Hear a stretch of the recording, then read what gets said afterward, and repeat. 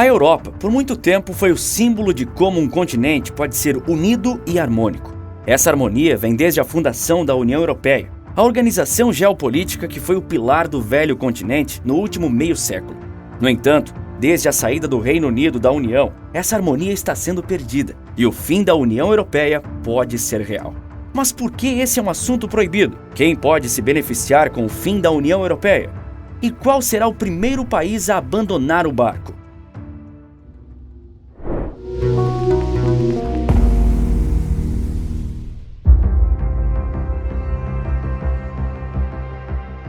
Um continente que se uniu após a destruição e que nos próximos anos pode decidir se separar novamente. Os dois maiores conflitos da história humana tiveram como palco principal a Europa. Ambos os eventos aconteceram, entre outros motivos, por causa da ambição territorial dos próprios países europeus, desde disputas fronteiriças a sentimentos de revanche e xenofobia. Um continente que havia ditado os rumos do mundo por vários séculos foi exposto como uma colcha de retalhos e cheia de rancor, incapaz de resolver as próprias desavenças diplomaticamente. Quando o segundo conflito acabou em 1945 e o mundo todo estava fora do lugar e a Europa era só ruínas e destruição, com a necessidade de se refazer e de evitar que outros confrontos acontecessem no seu território, a integração europeia virou um objetivo a ser atingido quanto antes. A União Europeia, que conhecemos hoje, começou a tomar forma lá em 1957, no momento em que foi assinado o Tratado de Roma, precisamente quando Bélgica, Holanda, Luxemburgo, Alemanha Ocidental, França e Itália criaram a Comunidade Econômica Europeia. A finalidade dessa comunidade era garantir a livre circulação de mercadorias, serviços e pessoas entre os países membros, eliminando os obstáculos que impediam o livre comércio. Esse grupo ficou conhecido como Europa dos Seis. As décadas se passaram, a Europa dos Seis foi crescendo até finalmente se tornar a Europa dos 15, com a entrada de países como Reino Unido, Espanha e Suécia ao longo de mais de 30 anos. Mas foi em 1992, com a assinatura do Tratado de Maastricht, que a União Europeia foi oficialmente criada, com o nome e a forma que ela mantém até hoje, sendo a sucessora natural da Comunidade Econômica Europeia. Como resultado de décadas de evolução no caminho da integração, a União conseguiu construir um modelo federativo que permitia a integração monetária das economias dos países europeus. Resumindo, o objetivo era assegurar prosperidade e desenvolvimento social a todos os países do bloco, os grandes e os pequenos. E com todo mundo crescendo junto, as desavenças ficaram para trás e o continente prosperaria como um só. Isso deu certo por muito tempo, até os dias de hoje.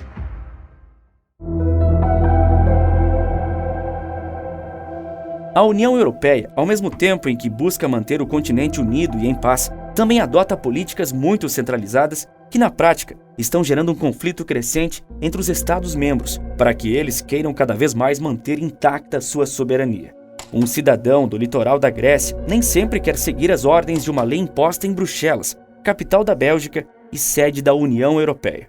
Há, em certa medida, uma disputa entre o que pensa o prefeito de uma pequena cidade e uma autoridade supranacional que promulga normas para um continente inteiro. Você percebe como isso fomenta a sensação de falta de poder e até de liberdade de escolha para algumas pessoas e até autoridades dos países membros da União? Parte dos europeus podem se sentir excluídos da tomada de decisões. Afinal, não é nada de outro mundo querer que os parlamentares do seu país, que conhecem aquela realidade, tenham mais poderes de determinação do que uma organização continental não eleita pelo povo. A palavra, porque eles buscam, é descentralização. Essa queda de braço entre o poder local e o supranacional permitiu que partidos políticos críticos ou contrários à União Europeia tenham ganhado relevância. Eles deram voz a um sentimento popular genuíno, mas que foi negligenciado pelos partidos tradicionais e por governos pró-europeus. O caso mais claro para exemplificar isso foi o UKIP, o Partido de Independência do Reino Unido, que conseguiu pressionar o então primeiro-ministro britânico David Cameron. A pressão fez com que ele levasse adiante o referendo que resultou no Brexit. Embora a saída da União Europeia tenha sido aprovada por voto direto da população, não faltaram acusações ao UKIP de ser radical, nacionalista, populista e até mesmo xenófobo. E aqui entra um ponto fundamental. Debater a descentralização do poder da União Europeia é visto com péssimos olhos no velho continente. Essa discussão não é aceita como parte do debate legítimo da política. Ao contrário, O assunto é rejeitado de forma dogmática, como se fosse assunto inconstitucional, inviolável e indiscutível. A marginalização de um debate que tem legitimidade constitucional em nome da própria democracia não é apenas uma incoerência, é também uma violação aos princípios que tornam qualquer país livre, como a liberdade de expressão. Portanto, quem fala mal ou pelo menos sugere um modelo diferente do que existe hoje na União Europeia, com maior pluralidade na tomada de decisões, é taxado de radical. A União continua sendo defendida pela maior parte dos europeus. A sua taxa de aceitação permanece alta em países como Espanha, Portugal, Alemanha, Itália e mesmo algumas nações do leste europeu como a Polônia. Mas desde o Brexit, discursos que priorizam a soberania nacional se tornaram mais comuns. Discursos mais patrióticos para uns, enquanto outros chamam de nacionalismo radical ou xenofobia. O fim da União Europeia parecia possível. Cada país poderia se espelhar no exemplo inglês, pegar seu boné e tentar a própria sorte. Mas no dia 24 de fevereiro de 2022, tudo mudou.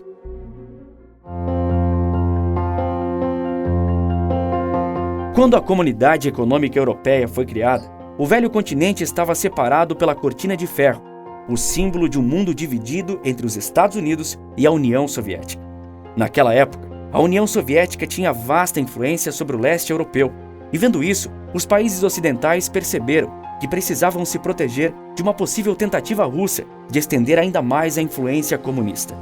A Comunidade Europeia foi um bom passo para a integração, mas foi a criação da Organização do Tratado do Atlântico Norte que deu a certeza ao Ocidente europeu de que eles estavam protegidos de uma possível agressão russa. A aliança militar encabeçada pelos Estados Unidos e composta por dezenas de países europeus era de autodefesa com relação à então União Soviética.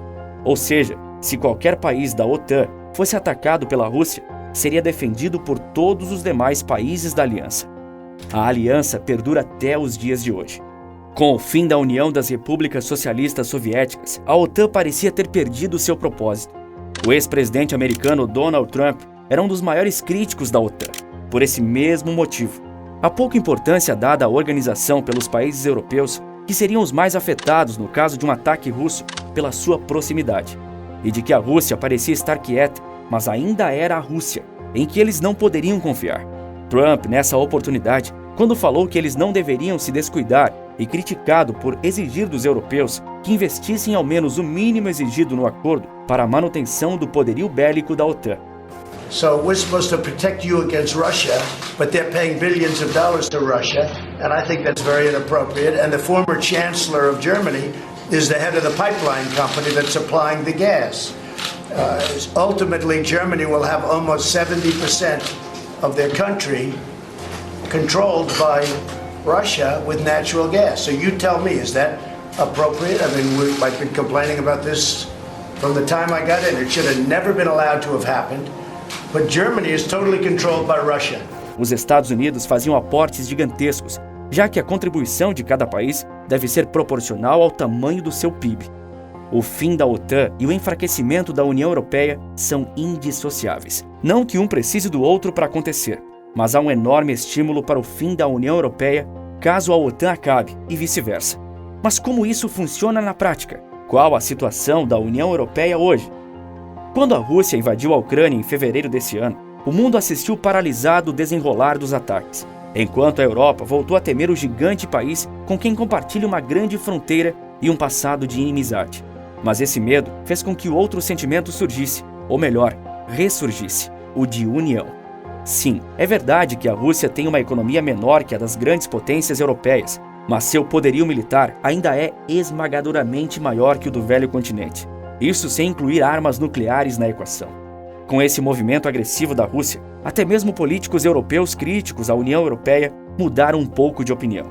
Cotado como o próximo país a deixar o bloco, a Itália prevê um tempo de paz.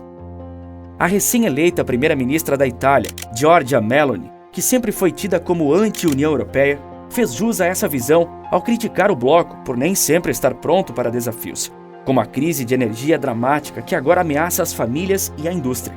Crise essa que tem como principal motivo as próprias sanções europeias impostas à Rússia, maior fornecedora de energia para o continente. Porém, apesar das críticas, Giorgia Meloni foi enfática ao dizer que apoia a União Europeia e prometeu que seu governo permanecerá fiel aos acordos do bloco. Ela também defende constantemente a Ucrânia, garantindo que a Itália também deve sancionar a Rússia. Em poucas palavras, ela disse que a Itália nunca será o elo fraco do Ocidente. E a primeira-ministra tem razão. Os maiores beneficiados com o enfraquecimento da União Europeia seriam a Rússia, obviamente, e a China. Sim, a China consegue acordos comerciais muito mais vantajosos e penetrar muito mais facilmente nos mercados dos países isolados do que em um bloco com uma vantagem de negociação gigantesca. Além do que, a Alemanha é um dos maiores concorrentes da China em exportação de bens duráveis, mas com certa vantagem em termos de qualidade e garantia.